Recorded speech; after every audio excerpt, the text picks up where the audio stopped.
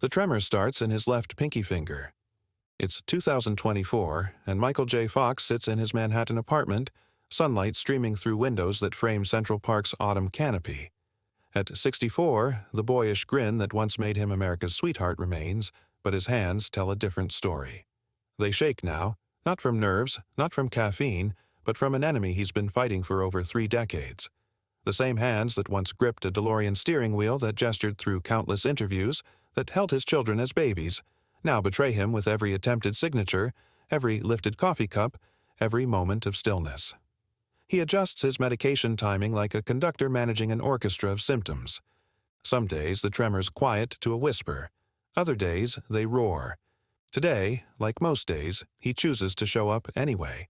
To his foundation meetings, to his family, to a world that still sees Marty McFly when they look at him, even as the man behind that character wages the most personal battle of his life.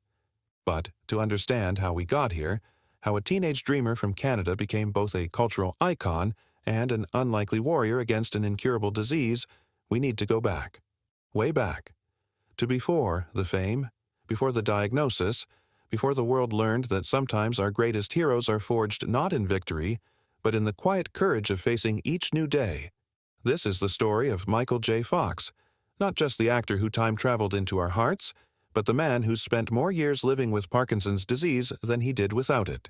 It's a journey through childhood dreams and impossible fame, through secrets kept and truths finally spoken, through loss that could have destroyed him and purpose that saved him. If this story moves you, tap like so others can find it, because sometimes the most important stories are the ones that remind us what real strength looks like. Edmonton, Alberta, June 9, 1961. Michael Andrew Fox enters the world as the 4th child of Phyllis and William Fox, born into a family where his father's Army career means home is wherever the next posting takes them. By the time he's 10, they've moved 8 times across Canada, a rootless childhood that teaches him early how to reinvent himself, how to walk into a room full of strangers and make them laugh, how to find belonging in performance when geography offers none. The wound that would drive everything comes early, hidden beneath the surface of what looks like a typical middle-class Canadian upbringing. His father, William, is a disciplinarian shaped by military precision. Love in the Fox household is conditional, earned through achievement, measured by how well you meet expectations. Young Michael learns to read the room, to anticipate moods, to become whatever version of himself might earn approval.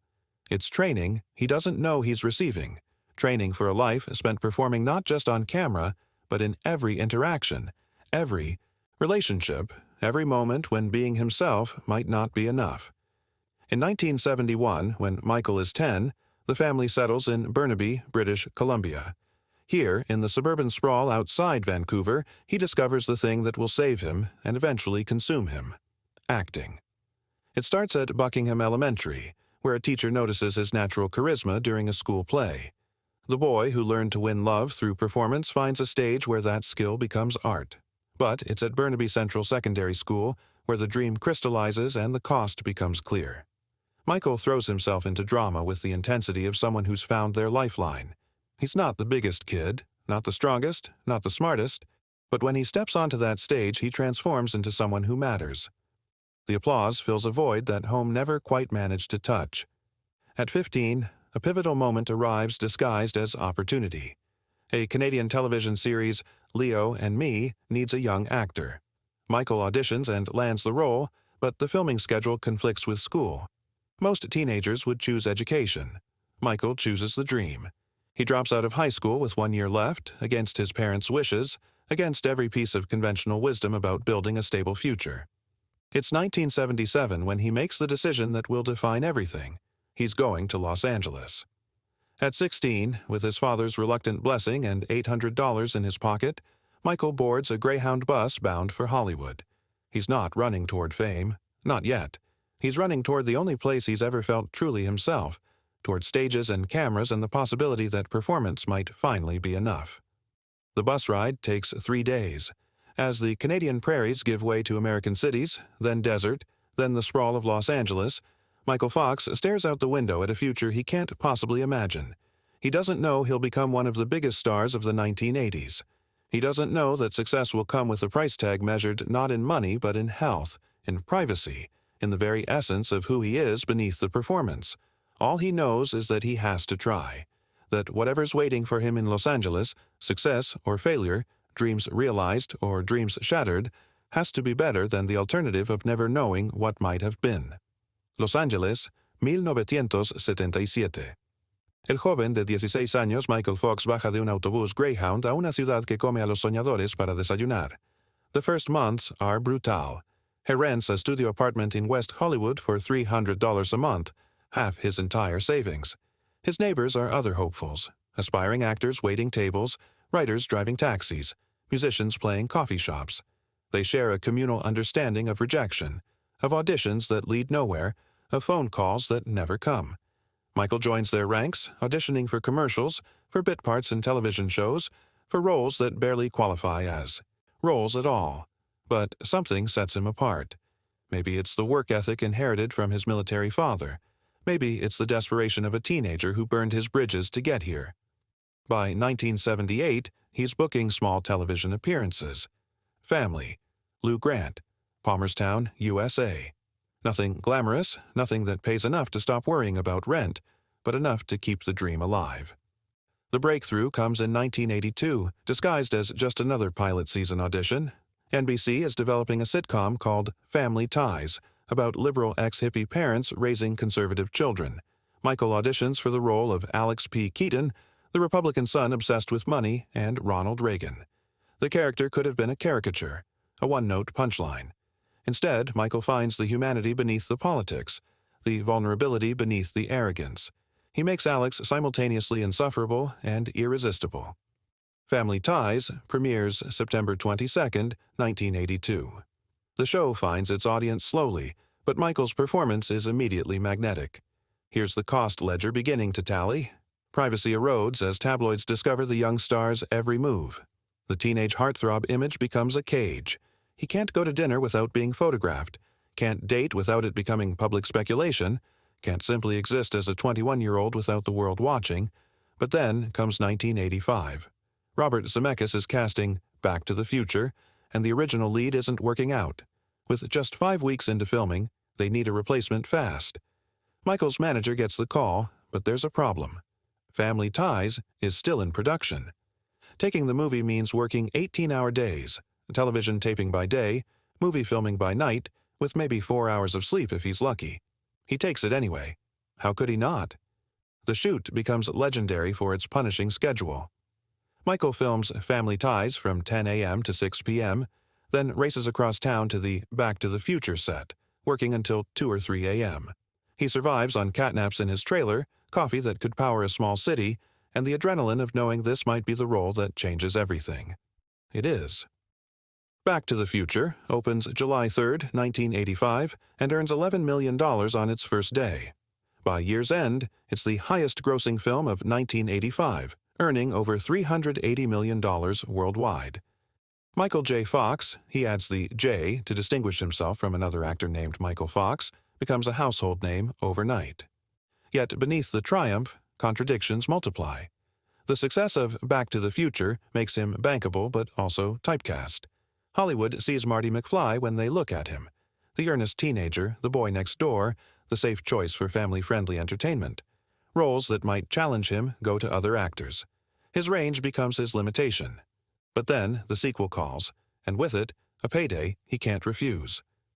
Back to the Future Part 2 and Part 3 are filmed back-to-back, a grueling 18-month production schedule that pushes his already exhausted body to its limits. The physical demands are intense. Pratfalls, running scenes, elaborate stunts. His back aches constantly. His energy flags in ways that don't match his 28-year-old age. He attributes the fatigue to overwork, to the relentless pace of maintaining a television show and a movie franchise simultaneously. What he doesn't know, what he can't know, is that his brain is already under attack. Dopamine-producing cells in his substantia nigra are dying, one by one, in a process that likely began years earlier. The tremor that will eventually become his most visible symptom hasn't appeared yet, but the disease that will redefine his life is already writing its opening chapters. The money is extraordinary. Family Ties makes him television royalty. The Back to the Future films make him movie star rich.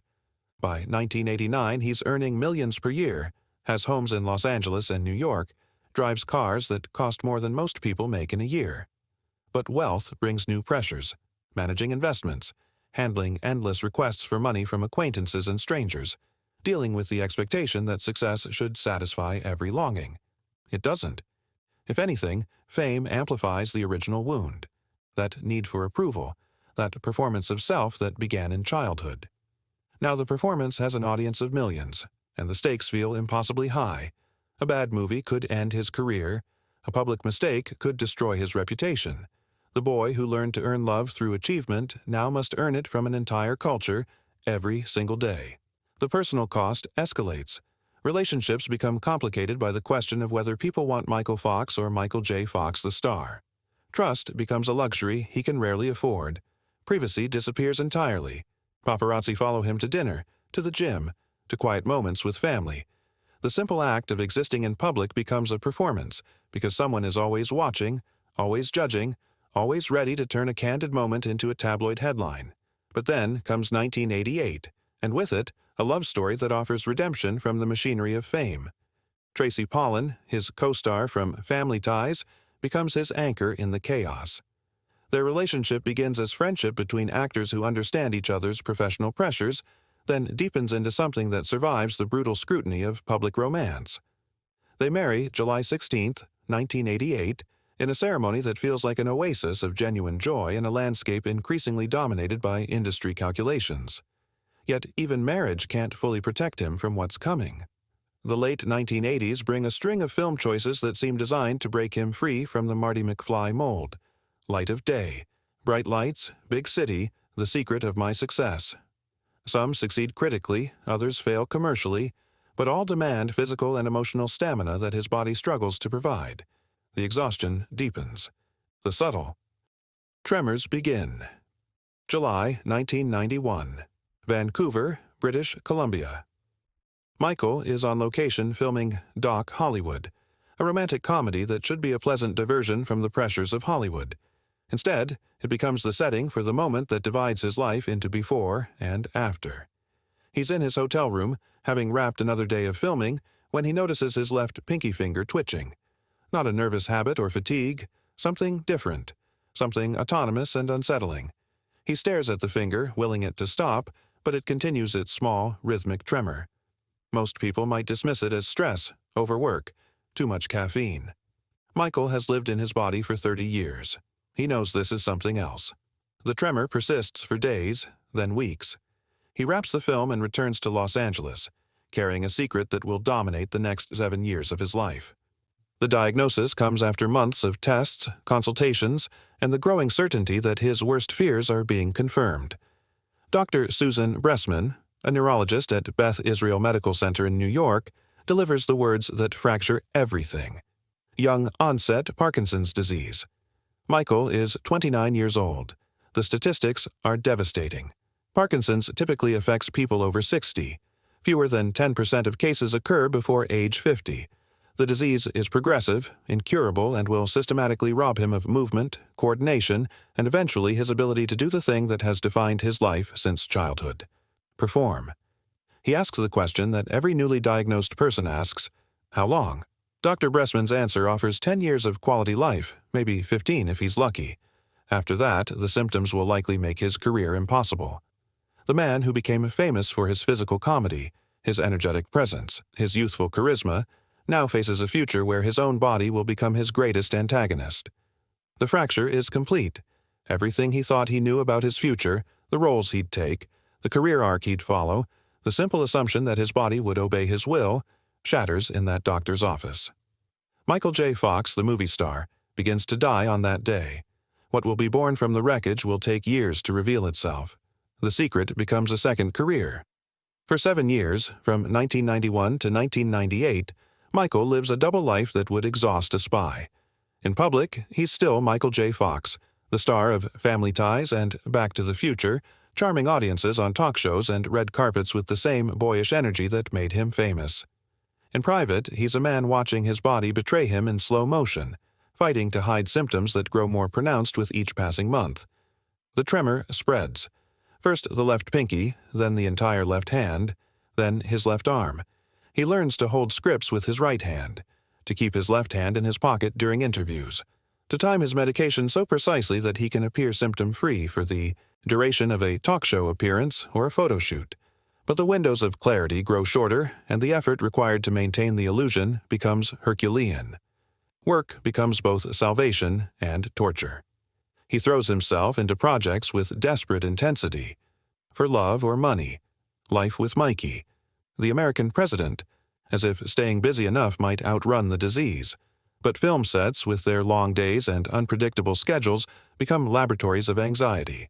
What if his medication wears off mid-scene? What if a director notices the tremor? What if his secret is exposed before he's ready to control the narrative? The drinking starts as self-medication and escalates into its own problem. Alcohol temporarily masks the tremors, offering a few hours of steadiness that medication can't always provide. But it's a devil's bargain. The relief comes with its own degradation, its own health consequences, its own secrecy to maintain. Tracy watches her husband disappear into a bottle, fighting one disease with another addiction, and the marriage that once offered refuge from Hollywood's pressures becomes another casualty of the secret he's carrying. Sleep becomes elusive. Parkinson's disrupts the brain's ability to regulate rest, and the stress of hiding his condition makes it worse. Michael lies awake calculating medication timing, rehearsing explanations for symptoms that observers might notice, planning routes through public spaces that minimize his exposure to cameras. The insomnia feeds the tremors, which feed the anxiety, which feeds the drinking, which feeds the sleeplessness, a cycle that threatens to consume everything he's built. Money, once a source of security, becomes a source of panic. Medical bills multiply as he seeks treatment from specialists across the country, paying cash to avoid insurance records that might leak his diagnosis. He hires additional assistants whose real job is to help him navigate public appearances without revealing his condition. The financial infrastructure of his life reorganizes around maintaining an increasingly elaborate deception. Friends fall away, not from cruelty but from the distance that secrets create. How do you maintain relationships when you can't be honest about the most important thing happening in your life? Conversations become minefields where casual questions about health or future plans require carefully rehearsed deflections. The isolation deepens as he realizes that fame, which once brought him attention and admiration, now makes authentic connection nearly impossible. The worst part isn't the physical symptoms, it's the hope. Medical breakthroughs seem always just around the corner. New treatments promise to slow progression, to restore function, to buy more time. Michael becomes a student of his own disease, reading research papers, consulting with specialists, traveling to experimental treatment centers. Each promising lead becomes an emotional investment that ends in disappointment, each failure another small death of possibility. Television offers an unlikely lifeline. In 1996, NBC approaches him about returning to series television with Spin City, a sitcom about New York City politics. The role requires the physical comedy and rapid-fire dialogue that made him famous, but the schedule is more controlled than film work. He can manage his medication timing around taping schedules, can retreat to his dressing room between scenes, can maintain the illusion more easily in the controlled environment of a television soundstage. But the show's success creates its own trap. Ratings are strong, critics praise his return to television, and the network expects multiple seasons. Michael finds himself contractually obligated to maintain a performance that grows more difficult with each episode. The medication windows that allow him to appear normal for 30 minutes of taping require increasingly complex pharmaceutical choreography. His doctors adjust dosages, timing, combinations of drugs in a constant effort to buy him functional hours. By 1997, the secret threatens to explode on its own. Tabloid reporters notice his tremor, though they attribute it to nerves or alcohol. Medical experts who see him on television begin to speculate publicly about Parkinson's disease. The walls are closing in, and Michael faces a choice that will define the rest of his life: reveal his diagnosis on his own terms, or have it revealed for him by someone else.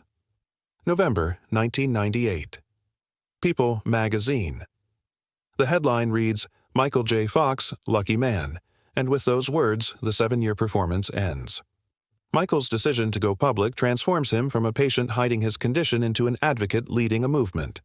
The response is immediate and overwhelming. Letters from fellow Parkinson's patients, research donations, political attention, and a groundswell of support that surprises even him. The relief of honesty proves more therapeutic than any medication. No more calculating when to take pills, no more hiding his left hand, no more elaborate deceptions to maintain an image that was killing him to preserve. The tremor becomes visible, but so does his humanity.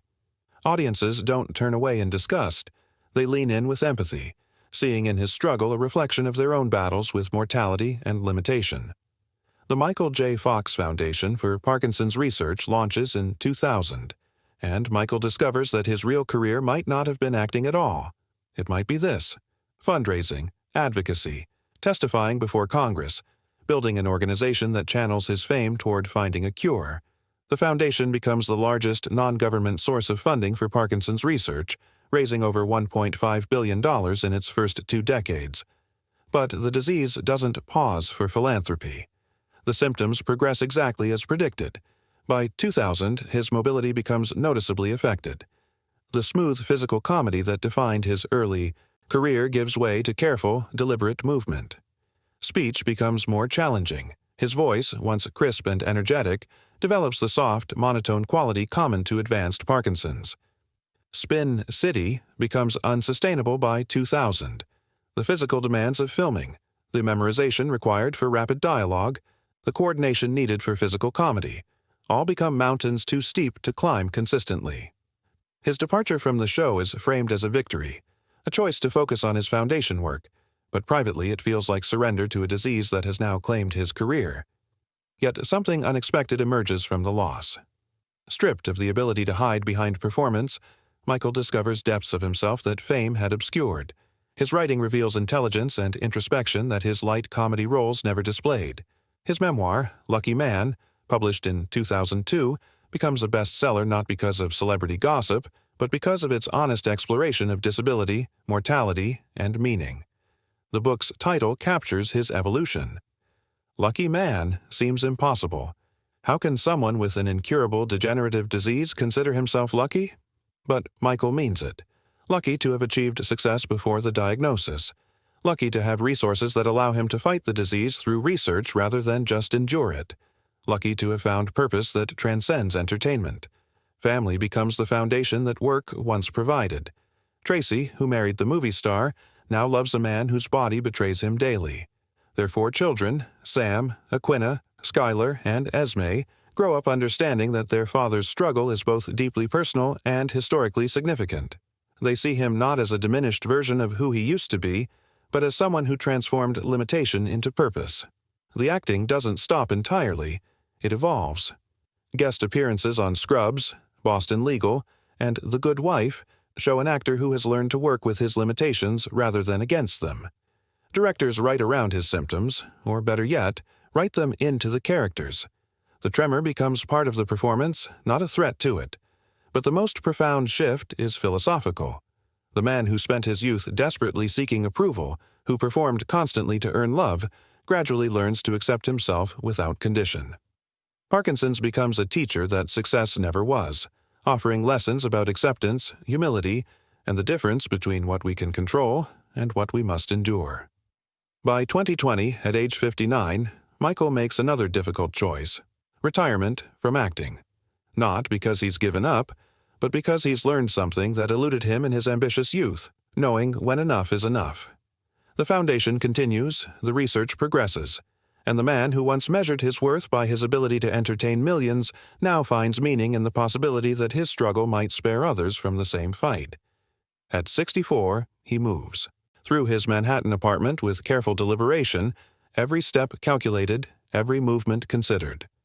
The tremor that started in a Vancouver hotel room 33 years ago has become his constant companion, but no longer his master.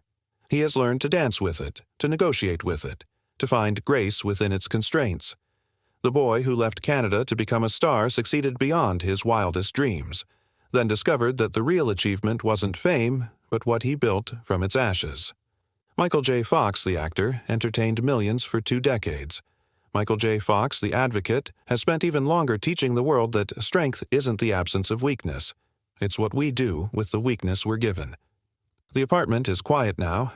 the Manhattan afternoon light painting long shadows across hardwood floors. Michael sits in his favorite chair, the same chair where he grants interviews about research breakthroughs, where he reviews Foundation financial reports, where he simply watches the world change through windows that frame a park he can no longer easily walk through. His left hand rests in his lap, tremoring gently in a rhythm that has become as familiar as his own heartbeat. The medication will kick in soon, offering a few hours of relative stillness before the cycle begins again. This is his life now, not the life he planned at 16 when he stepped off that Greyhound bus, but the life that emerged from the intersection of dreams realized and dreams surrendered.